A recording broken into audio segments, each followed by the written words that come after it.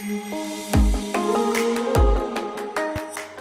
smear adalah prosedur pengambilan dan pemeriksaan sampel sel dari leher rahim untuk melihat ada tidaknya kelainan yang dapat mengarah pada kanker serviks. Tujuan tes pap smear. Yang pertama, mencoba menentukan sel-sel yang tidak normal dan dapat berkembang menjadi kanker serviks. Yang kedua, alat mendeteksi adanya gejala prakanker leher rahim bagi seorang yang belum menderita kanker. Yang ketiga, untuk mengetahui kelainan-kelainan yang terjadi pada sel-sel kanker leher rahim. Yang keempat, mengetahui tingkat berapa keganasan serviks. Manfaat tes pap smear. Yang pertama yaitu deteksi dini kanker serviks, kanker korpus endometrium, dan keganasan ovarium. Yang kedua yaitu mengikuti siklus menstruasi dengan ovulasi atau tanpa ovulasi. Dan yang ketiga yaitu menentukan proses peradangan pada berbagai infeksi bakteri dan jamur. Alat dan bahan. Alat yang pertama ruangan tertutup, yang kedua informant consent, yang ketiga form MMS, yang keempat ada wadah bersih larutan klorin 0,5%, yang kelima ada wadah berisi air DTT. Bahan ada spekulum, lidi kapas, spatula aire, sarung tangan steril atau handscoon, duk bolong, tan pontang, kapas cebok, kasa steril, bengkok, wadah tertutup, 2 buah gelas, alkohol 96%, masker, celemek, bedjin, dan lampu sorot. Selamat pagi Bu, ada yang bisa saya bantu? Selamat pagi Sus. Saat ini saya ingin melakukan pemeriksaan pap smear. Jadi baik Bu, sebelum saya menjelaskan tentang prosedur pap smear itu sendiri, perkenalkan saya perawat Cynthia, saya perawat yang bertanggung jawab di ruangan ini Bu. Dan untuk prosedur pelaksanaan pap smear itu sendiri Bu, pemeriksaan ini dilakukan untuk melihat apakah adanya kanker serviks. Dan pemeriksaan ini akan dilakukan di tempat yang saya sudah siapkan, Ibu boleh berbaring di situ. Dan kami akan melakukan pemeriksaan menggunakan alat yang akan dimaksudkan lewat vagina Ibu. Dan untuk pemeriksaannya akan dilakukan oleh saya sendiri. Dan untuk hasilnya sekitar 1-2 minggu Bu. Apakah penjelasan saya sudah jelas Bu? Oh iya, baik Sus. Jadi baik Bu, sebelum melakukan prosedur ini, ada beberapa pertanyaan yang harus saya ajukan kepada Ibu. Yang pertama adalah apakah saat ini Ibu sedang dalam masa menstruasi? Tidak Sus. Pertanyaan yang kedua adalah apakah dalam 2 hari terakhir ini Ibu melakukan hubungan seksual? Itu juga tidak Sus. Pertanyaan yang ketiga Bu, apakah saat ini sedang menggunakan cairan pembersih vagina Bu? Tidak Sus. Dan pertanyaan yang terakhir, apakah Ibu sedang menggunakan obat-obat untuk daerah kewanitaan Bu? Tidak. Jadi baik Bu, sesuai pertanyaan yang sudah saya ajukan tadi, Ibu memenuhi syarat untuk melakukan prosedur pap smear. Jadi yang pertama yang harus Ibu lakukan adalah mengisi inform consent yang sudah saya persiapkan. Dan yang kedua adalah saya meminta Ibu untuk bekerja sama mengisi catatan medis untuk infeksi menular seksual. Bila sudah, saya menganjurkan Ibu untuk langsung berbaring di tempat yang sudah saya siapkan.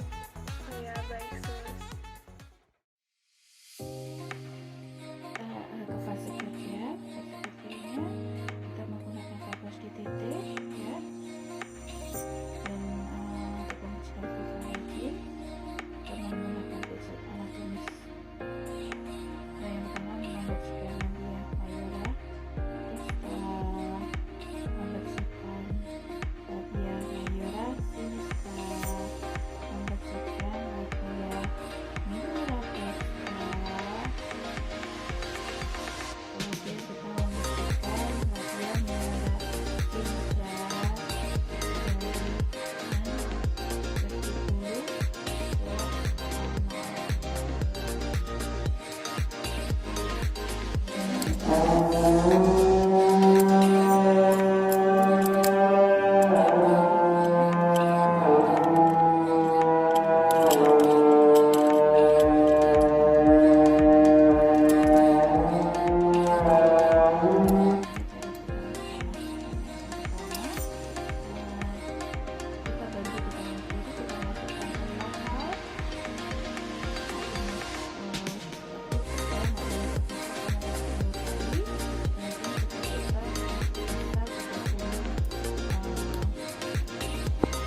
setelah masuk spekulum ke dalam dermatalia ibu, kita usahakan spekulumnya dapat terbuka.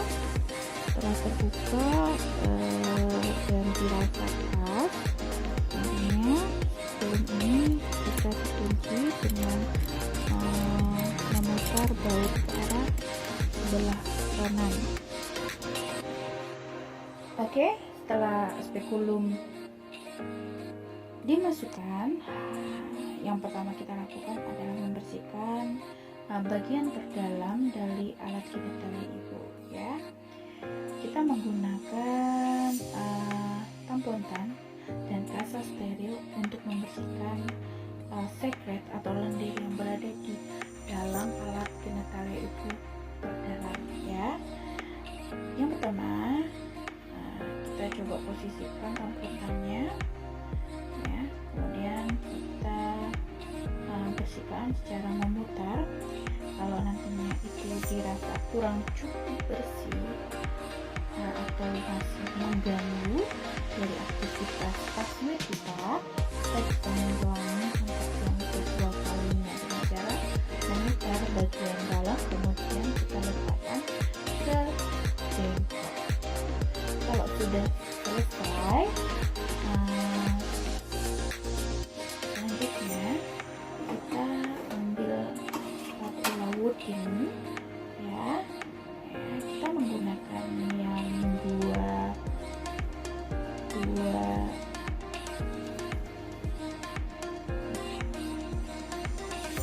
kemudian fungsinya ada pengambilan jaringan, yaitu untuk mengambil jaringan tersebut. Jangan lupa untuk memutar dari satu ujung tersebut 160. Kita perbesar, ya, ini dari intern atau dari dalam, ya. Kita putar ini, ya. Kita tidak boleh mengulang pemutaran yang kedua di sebaliknya, jadi satu putaran saja, satu putaran. Oke, kalau kurang jelas kita akan ulangi lagi. Jadi untuk yang agak sedikit panjang dimasukkan. Oke, kita putar sebesar 360 derajat. Oke, kita ulangi sekali lagi. Masukkan, putar sebesar 360 derajat. Oke. Kalau sudah dirasa cukup, ya, ambil dari gelas objek atau objek gelas, ya.